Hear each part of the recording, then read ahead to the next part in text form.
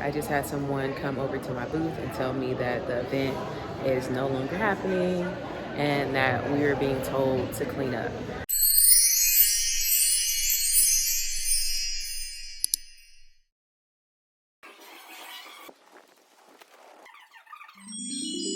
Hey y'all, it is Tuesday and I am here working, getting ready for this art market. I'm so excited. I just wanted to pop in and say that I am currently working and I really want to show y'all what I'm working on. I look like the dude off of Mean Girls. What did he have on the shirt? Did he have anything on the shirt? She doesn't even go here or something like that. I don't know. But yeah, I just wanted to pop in and say hey to y'all because I feel like I haven't been vlogging in a little bit and I really want to get back in the groove of it. And I just wanted to talk for real. Let me show y'all what I'm working on and I'm gonna get back to it. Yes. Got everything going. And I'm cooking right now. If y'all knew what I was cooking, y'all would call me a grandma or somebody auntie. Like the meal that I'm cooking right now will make you think that I have like, I'm not even gonna say that. Just guess what the meal is that I'm cooking in the comments and I'll let y'all know if you're right or not. Happy Friday, y'all. One day before the pop-up. And I am not prepared. I'm not even gonna lie. Nora.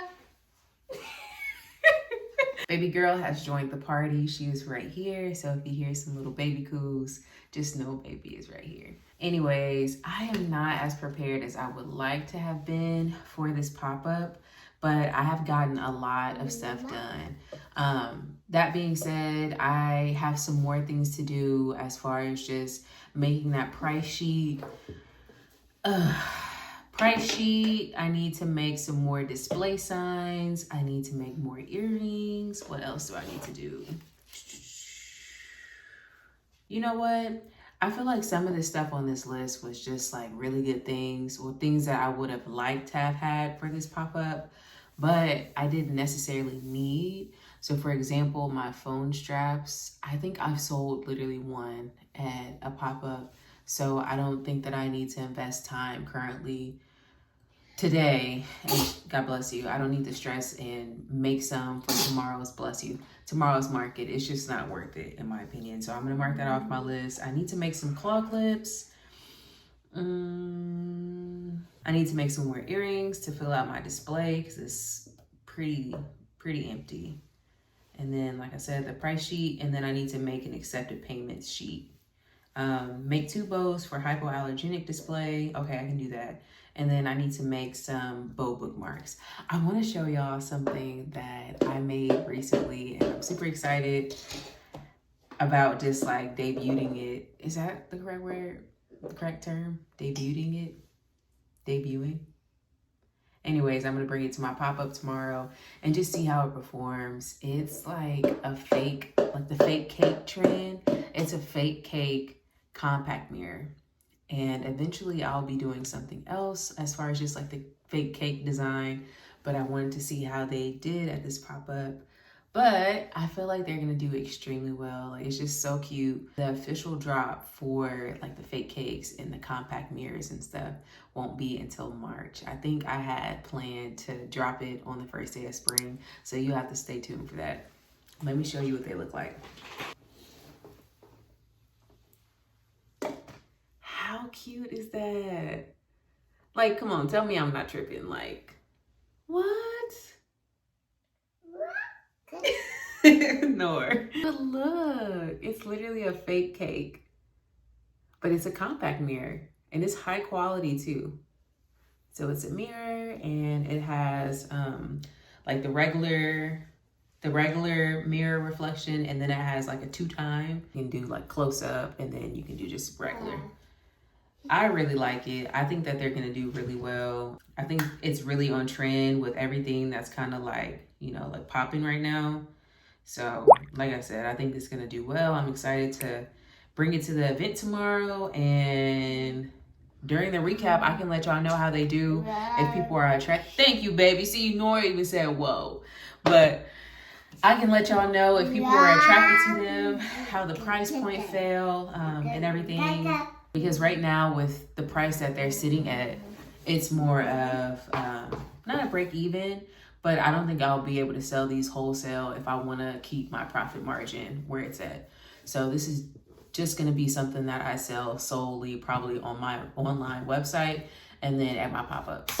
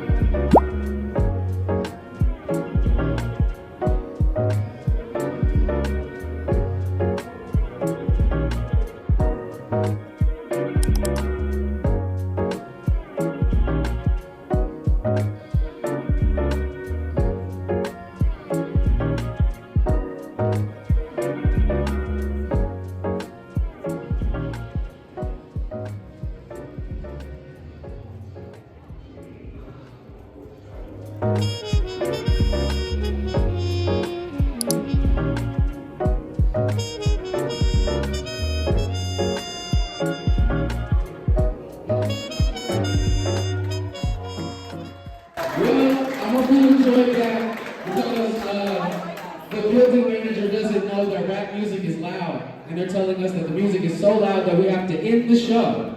So thanks for coming. If you would like to talk to her, she's right there with the glasses and the black shirt. She was very racist to me and my friends. Y'all have a good night. The cookie store will be back somewhere else. So remember, baby, go where you're celebrated, not tolerated.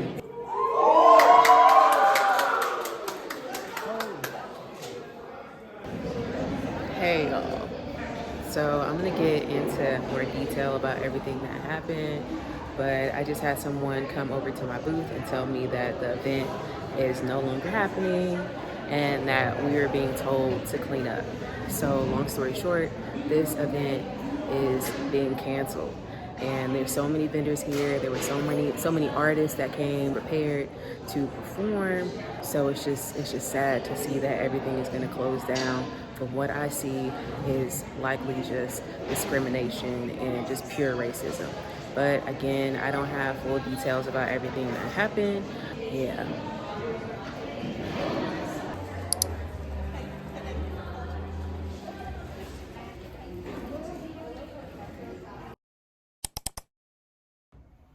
Hey y'all, it is recap day.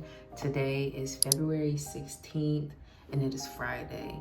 So if you remember, the event was on February 10th. So I've had 6 days to just reflect, so about a week. And now I feel like I finally have my thoughts kind of just like together about how I feel about the event being canceled and just everything about the event in general. To get started, I wanted to just do like a quick reflection of the event in general. So the name of the event was Crushed, a breakup with V-Day. I have my notebook and my laptop right here, so I don't forget any of the details. But anyways, yeah, so that was the name of the event, and it was from 5 to 9 p.m. It was marketed as a local art market that would have live music, and I think there were a total of 5 bands and just singular artists that were gonna be constantly like in rotation performing. So I knew that it was going to be a loud event, a fun event, and I'm not sure if I mentioned already, but yeah, it was from 5 to 9 p.m. so it was a night market. So one of the actual hosts of the event invited me personally to this market, so I didn't have to pay a local vendor fee. I can't speak for everybody, but just me personally, I know that I didn't have to pay for this event, and it made it even more worthwhile because I felt like it was going to be a lot of traffic, and it just seemed like a cool event. You know, I never been to one of their events, and with them being an artist, it's like, okay, cool, like of course, thank you for inviting me. So yeah, I showed up completely excited about the night, and I had a really good feeling about the turnout. All right, so let's get into how I did in the short time period of the market being something, you know. Like, I did want to say, did I write this down? Okay, just going off of memory, I did want to say that this market, you know, it was a lot for me, you know, going to this market because I wasn't sure if my papa's homegoing was going to be on this upcoming or this past Saturday. Yeah, so I wasn't sure when his homegoing was going to be, so I actually told the host who invited me that I wasn't going to be able to make it, and then I found out that my papa's homegoing was going to be postponed a little bit later, so I was going to be able to make it to this market. So yeah, just full disclosure about that. But yeah, so I was up and down a lot that week already because, you know, I just lost a very close family member of mine. And also my baby girl got sick for the very first time. So it was just a whole bunch of just back to back, just, I don't even know what to call it, stress. It was just a lot, you know, on me mentally and just emotionally. So this market was something that I was almost like dragging myself to go to, but I knew that I had to go to because it would just be good for me to get out the house and be around music, around art, around creative. So I decided to go. That being said, whenever I got there about 45 minutes ahead of time, and I typically like to get to my markets about an hour in advance so I can just set up with plenty of time. But because this event was downtown, ironically, it was at the exact same location as my previous market that I vlogged about. So yeah, Candela at the Lux. So it was there, and I was really familiar with the area, the space, and I knew that I was going to have to park downtown. So I brought my quarters for my meter and everything. But whenever I first got there, it was just no parking. So I had to go around, I think once or twice, to finally find parking. I found my parking, and it was about a block away, which isn't bad. I paid for my meter and everything, and then I walked to the venue to set up, and I got set up pretty fast. Yeah, and I did want to say, so as far as just like the vendors, whenever we all walked in, it was more of like a setup as you come in. So I didn't get just like a layout of where I was going to be beforehand. I didn't know this at the time, but whenever you came in, whether you were first or last, that kind of dictated where you're going to be at the market. So me personally, I was like off in the back. Not anything crazy, like it was a U shape, so people who were actually coming in for the event in general, they would still see me, but I was more in the back, like I was the tail end of when they were like wrapping around to come back to the front of the actual market, which was fine, like it wasn't bad. But I say all this because I was away from the music, I was away from the band, and just like off in the back. So I wasn't really aware of everything that was going on as far as the music and the event and all that good stuff. Not really good stuff, but all that stuff that was happening, I was just completely unaware of because I was so like in the cut. Like I didn't know what was going on. Before I get into the crazy details of what I caught on camera, which is crazy, I did not expect to catch anything like that on camera, but I'm glad that I did. Before any of that, I want to say that I got my first sale at 5:08 p.m. and I was not even completely set up. Like I was running so behind as far as being as set up as I typically am. So yeah, I was set up for the most part, but I wasn't completely set up, like completely satisfied with my setup until 5:17 p.m. And I was told that the event was officially canceled at 5:50, and that was, you know, after customers had kind of did like their final walkthrough and everything. You know, what is that little hair flying around? But anyways, this is like after people were doing like their final walkthrough, like it was rumors about the event being canceled, but yeah, like it wasn't anything official until 5:50 p.m. All that being said, so my first sales at 5:08 p.m. like I said, and I finished setup at 5:17 p.m. and in between, you know, me finishing up setting up, I got a total of 6 sales, which is really good because, you know, like people really had only about 30 minutes of shopping time, if that. So I got 6 sales, and I think I have how much I made exactly. So the total I collected within that around 30 minutes was $133.08. Y'all, that was like 30 minutes of work, and almost every single person who walked in stopped by my booth, and almost every single one of them bought something. So I just knew that this market was going to be phenomenal. Like $133.08 in 30 minutes, y'all. Like the event was supposed to be, I think, 4 hours. So just what is the math of that? What is the math? I knew that I was gonna probably make about $1,000 or probably more, you know, at like during this art market. So with everything being canceled, I feel like that's what hurt the most, like knowing that it could have just been such a good turnout and so many people had planned for this. I personally had planned for it for I think it was about a month that I knew about it, a month or two, but I was personally like making all my inventory and doing everything that I had to do as far as just like signage and stuff like that. So it was a lot of time, energy, and effort poured into this event for it to just be canceled. So you all saw the clip of everything that happened as far as one of the performers, and that was actually the very first performer. He had spoke out about how I guess the event manager or not the actual event, but the venue coordinator or manager, whatever, I guess she was making people feel very uncomfortable. And for me personally, as a Black woman, I'm going to take the side of whoever is saying that they're being discriminated against, because I felt ways before and people look at me crazy, but whenever you're a person of color, a Black person, you know when you're being discriminated against, when people are being racist, when people don't want you in their facility. And whenever I walked into this specific facility for this night, for this event, I personally felt like things just fell off. Like it didn't feel as welcoming as my previous event felt like the week before. Like my previous event was just completely fine. And it just felt weird. So I was on high alert already. I felt like I was guarded, which was something that I wasn't expecting, especially with the type of event that it was supposed to be. Like this is basically like a Valentine's Day event, you know, full of love, you know, light and everything, but it just felt like really icky. Like the music already wasn't like really loud. If I had to explain how the music sounded to me, being like in the back corner, it was almost like if you were in like a room, like a large house or something, and someone's like playing their music on their phone. Like it was like no bass or anything, like it was just like music playing. And I was like, okay, maybe they'll get the music going like a little bit later. Maybe it's just too early for them to actually get started. No. They were told that the music was too loud to begin with, so that was a music setting that they had to kind of go with from here on out. And everything sounded muffled, I kid you not. And at my previous event, it was a DJ who had the music cranked all the way up, like loud.